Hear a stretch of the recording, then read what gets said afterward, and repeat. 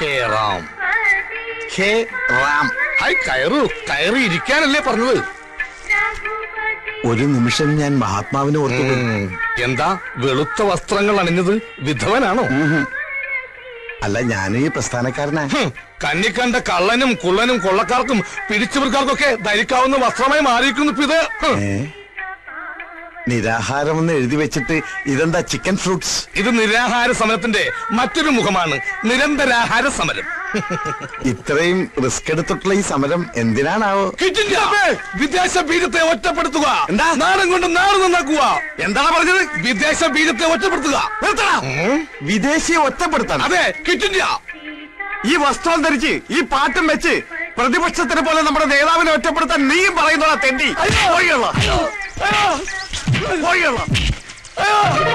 അയ്യോ, ഞാൻ അത്രയും ഓർത്തില്ല. നീ മിണ്ടരുത്.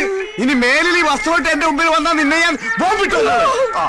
അഴിക്കടാ, മുണ്ടഴിക്കടാ. എന്തേത്? ഇതാണ് നമ്മുടെ ആചാരം.